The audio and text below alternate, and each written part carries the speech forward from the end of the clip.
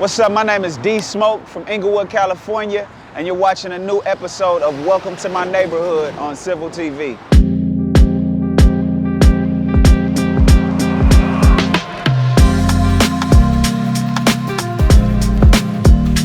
Every day in Inglewood is its own adventure, you know? Like, you never know what to expect. Coming up in Inglewood, I knew where all the bus stops was, because I was on the bus. And down Manchester, you got the 115 and you got the 315. Now the 115 stops at every stop. The 315 is like the rapid bus, so it stops only at the major streets or whatnot. Right here, you know, it's a stop right over there. We hop off the bus stop right there, cross the street in the morning, and then come over here to Emma Snack Shop. Emma Snack Shop, they got healthy food, they got junk food, they got all the food, but it's all affordable. Hola, Emma, ¿cómo estás? Muy bien, muy bien. As a kid, we would come in here and get the chili cheese Fritos for like $1.35, you know, because that's all we had. We had to save a little for lunch, you know. Then as a grown man, I come in here, try to get my little healthy snack on, you feel me? Vamos a querer solo fruta, sandía hoy? Sí. 9th grade, we used to come here before school and get the chili cheese Fritos. Y'all still do chili cheese Fritos? Oh, yes. Chili cheese nacho, chili cheese hot dog. Many people they call Frito pie. Frito pie? Poppin'. Yep. Then they do this fresh chopped guacamole. Poppin'. Love it. I think the biggest misconception about Inglewood now is that we're always up to no good, you know? We're up to no good. Don't get it fucked up. But you know, it's so much life, beauty, family. You know, it's so much of everything. You can find anything in Inglewood. What's going on, bro? Man, excellent. How you? A day in the life of D Smoke? Yeah, what's going on, man? How you doing? Good to meet you as well, man. Hey, thank you, man. Thank you. Hey, what's going on, my G? What up? What's going on? Hey, love. Yes, sir. Yes, sir. Y'all have a blessed day. Inglewood is changing right now. You know, the beauty of some of this change is that, you know, you got black businesses popping up on Market Street. We also have this shop, Sippin' Sonder, which is a new black-owned coffee shop. I like to come in here, get my little chai tea latte. So we're gonna see what's up. How you doing? Good. Okay, so I'm gonna get a chai tea latte.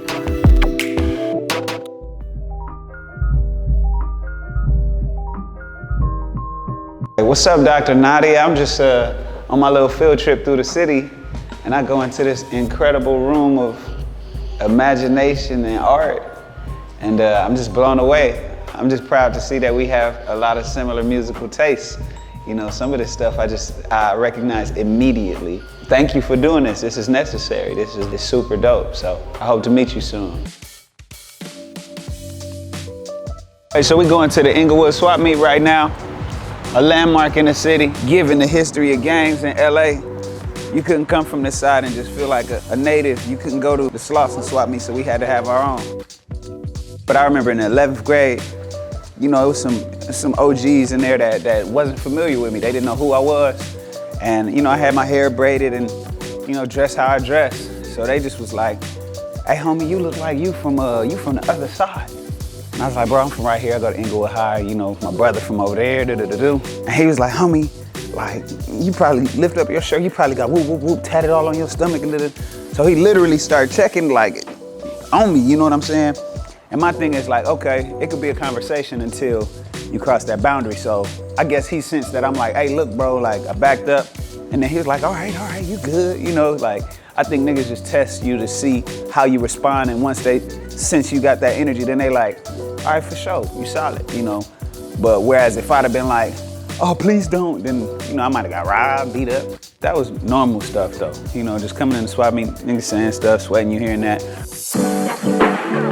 Yeah, man, this our little cafe zone. And it's always somebody different. Like right now it's ladies touch dinner. But the homie used to actually run the spot back here, the homie Mo B. You always get something to eat.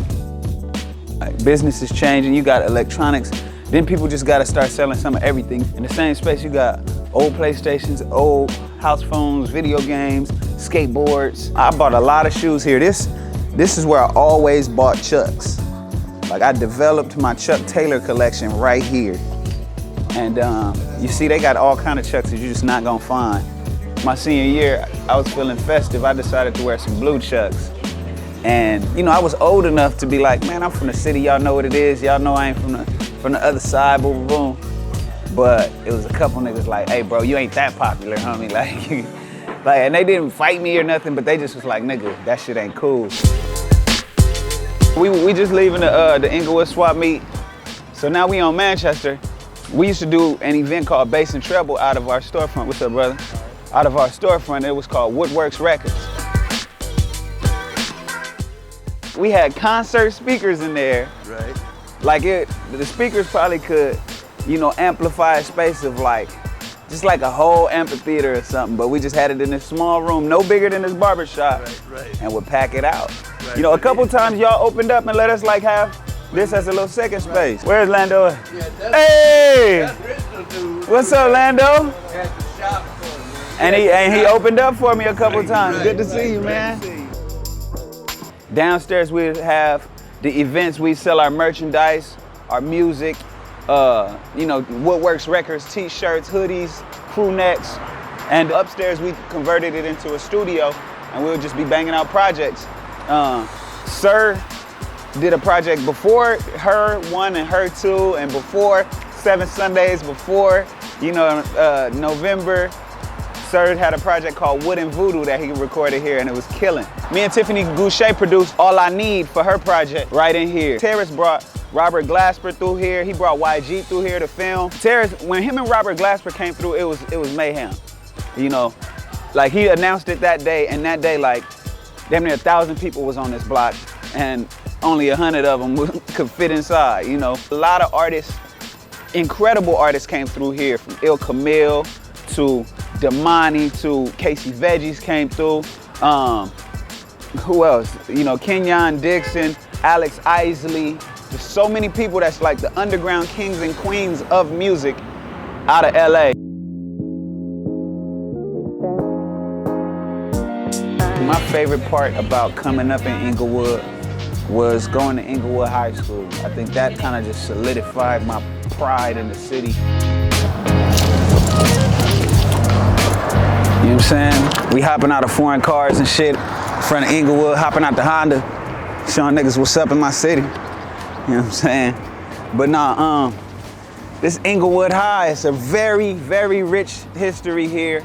You know, Paul Pierce went here, you know, and my big brother Ron went here. My cousin Kamal, who's locked up right now, about to get out. When you touch down, Kamal, holla at your boy, he went here. And then all of my brothers, Davion, myself, and Inglewood Sir went here. And it's a lot of history here. Downstairs was actually where they used to have the Spanish classes.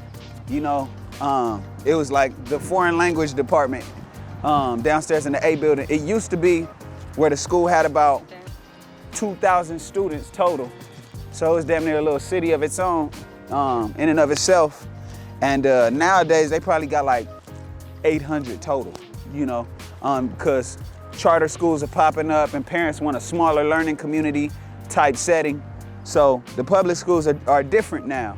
But this was my stomping grounds. My senior year, I was ASB president. I grew up fighting, but in high school, once they see, you know, your potential, the hood has a way of being like, all right, look, we're gonna push you into what you're supposed to do. So it was times when I was about to fight right out in front of here, and the OG homies or the homies at the school would be like, nah, we're not gonna let you do that. Like, we ain't gonna let this dude over here who ain't got the same, what's up, love?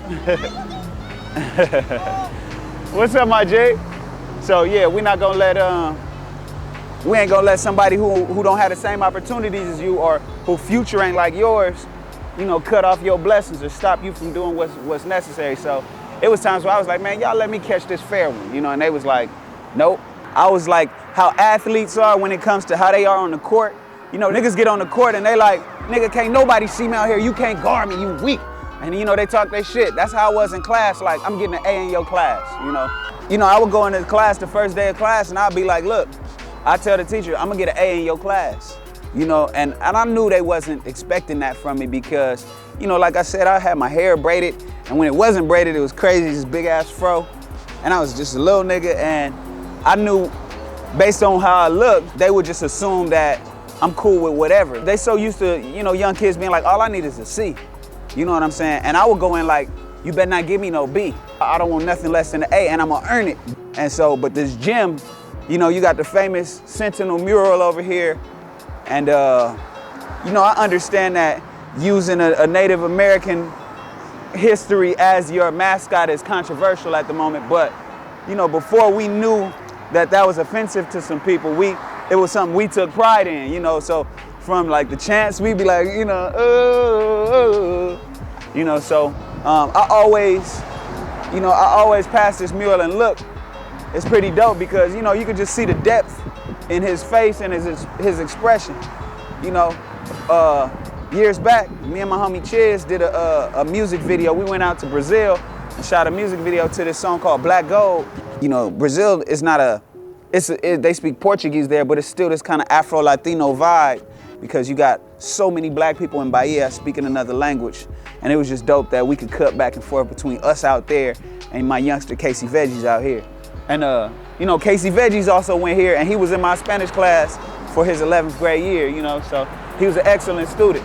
Coming back to teach at Inglewood was a dope experience because kids are funny. They try to get away with shit as if they made it up, you know? And it's like, little motherfucker, we did that, you know what I'm saying? We started that, you feel me? And so they'll try to pull a fast one, but then you put them up on game like, hey, look, man, let me show you how this works. You know, a lot of times kids they naive to think that, you know, fun, you gotta do something wrong. You gotta do hood rat stuff with your friends to have fun. When really, it's ways to do both. Handle your business and you know, enjoy yourself. So that's the role I kind of played. And the way I tried to do that, I tried to make the lessons fun. I tried to make the classroom experience fun. This is actually a very historical section of the school. You got the football team going head to head, practicing, getting in shape, you know, building their endurance, but then this is also the zone where if you had an issue, you would come back here and there's many fair fights back here. Even when I was a teacher, and I don't even know if I'm supposed to say this, but I brought the boxing gloves. And you know, it was really so they could get that energy out. You know, once they get it out outside the classroom, they could come into the classroom and chill, you know? So I brought the boxing gloves. The football team was boxing. Some of my students, the tougher ones, was boxing. And then, of course, they called me out, like, Ferris, get in the gloves. And of course, I'm like, man, say less, you know? So I throw the gloves on, and I lock with a couple of them, you know? And I'm not turning down nothing, right? So, you know, a couple students around my size, I show them, like, you know, I'm a veteran. I can do this, you know? Put some tips on them a little bit. Then the biggest students was like, get in with me then, you know? So Peanut, Patrick Onwusa, he's in the NFL now. Me and Peanut got him. And so I'm more experienced. He's just way bigger and way more athletic. So it was a good little squabble. He didn't drop me, you know, so that's a moral victory, you feel me? But yeah, black habits, black excellence, black magic, D Smoke. We created the majority of that in the bedroom. And with the exception of, you know, there was some stuff that we did at Snoop's studio. And then, you know, we might have pulled up on some other people to do it there to record some of the live music. But I had trumpet parts that were recorded in my house. You know, the neighbors just had to deal with it, you know? Like, we recorded Top of the Morning. My boy Marcus Paul came through to the house and recorded the trumpets for Top of the Morning. We also doing a little scholarship thing over here at the Wood. So we'll be giving out some scholarships to the youngsters, and that's exciting, man. That's like my third time being at the Wood and doing something significant, you know, from student to a teacher to now a philanthropist. You know, now I'm a philanthropist. Passing Miss Ruby's Bakery, heading east on Manchester toward the top side, Crenshaw, Manchester area, young CMT. And yeah, the top side is where I grew up, you know. over there off Park Circle and where we caught the bus. So right now we at the Forum, Prairie in Manchester, and you can see the stadium being built. And every day is closer to being finished. Like, they make serious progress every single day. Having a stadium built is bittersweet, you know? It's bringing a whole lot of attention to our city. You got black businesses coming in as well as other people coming in. But the bitter side of it is, you know, one, it's just changing the city altogether. It's a lot of the things that we would reminisce on and you know, they're gonna no longer be there because everything is about to change. So I'm gonna hit this left on Crenshaw, and then we're gonna run right into Manchester, see the young rallies, and be over there by, you know, right where I grew up. I've been coming here since I was a kid. You know, we used to ride bikes over here when we let out of Warren Lane. So I'm about to grab me a little chicken bite box with the fries and the chicken. And I'm gonna make sure I get both sauces. I need the ranch and the barbecue so we could double dip. Cause I'm a nigga and that's how we do it, you feel me? Yo también. Sí, una caja de pollo y french fries. When we first started driving, my parents would let us run like short errands, you know, and going to rallies was one of the things they would let us run. And we had a van, a Nissan Quest, and they used to let us take the van to rallies. So we would pull through the drive-thru thinking we was big dogs, cause you know, we only 15, 16. And you would be like, yeah, we get 4 big Buford combos, you know what I'm saying, super size them. And our special order was always on all the big Bufords, put grilled onions and put barbecue sauce, fire. We grew up playing football out on Park Circle, baseball on Park Circle, climbing the trees. This tree over here, the leaning tree, like you could sit up in the tree and just like, we did photo shoots in that tree, you know what I'm saying, as kids. We thought we was little R&B stars. It was the closest tree to the front of my house where I grew up. I tell people a lot, like I was successful before this, you know,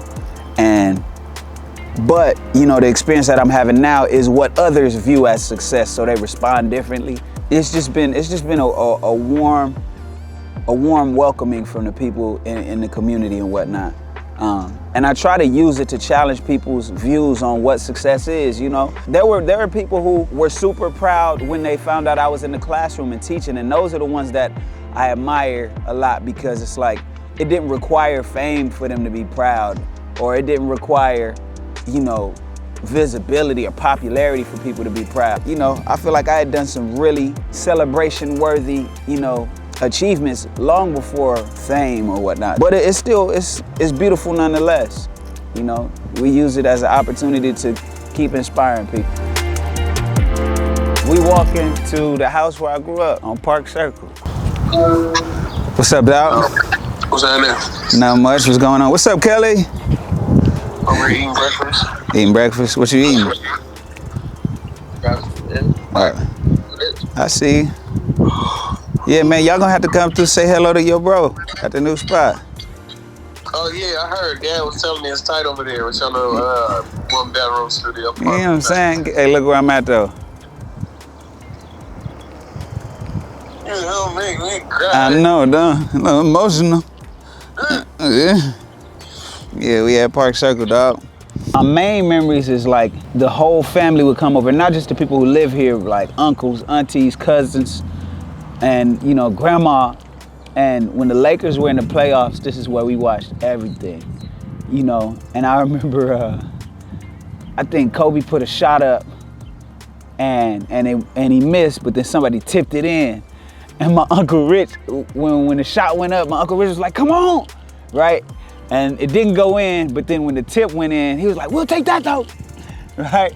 And everybody looked at him like, "What the fuck you just say?" And he was like, "We'll take that though," you know what I'm saying? But for the rest of it, like that whole year, it was like, "We'll take that though." But man, it was always fun here, man. The garage back there, we also, you know, built the studio. You know, our parents let us convert it into a studio. So yeah, it was always something. We learned how to drive here. My first car I used to pull up, my little Honda Civic, a little hatchback on the 17s, killing them. Man, it was just so much happening. This was the house that had like 6 cars on this block. Like it'll be mom's car, dad's car, my car. Dave bought a truck, then Sir had a car. He had a little Camaro, you know what I'm saying, that he crashed. And still, when I was about 14, I still got banged on my way home. You know, it's like I'm walking to my house and they right out at the park in front of my house sweating me like, hey nigga, where you from, dude? You know, cause at the time, you know, it's that transitional period where you going from like middle school to high school, and a lot of kids at that age are getting put on, so it's like grown men sweating the kids because, you know, keeping it 100, the kids are dangerous, you know. You get a new recruit and you hand them a gun and it's like, they trigger happy, especially if you're a grown man, you know, because they trying to make a name for themselves, so.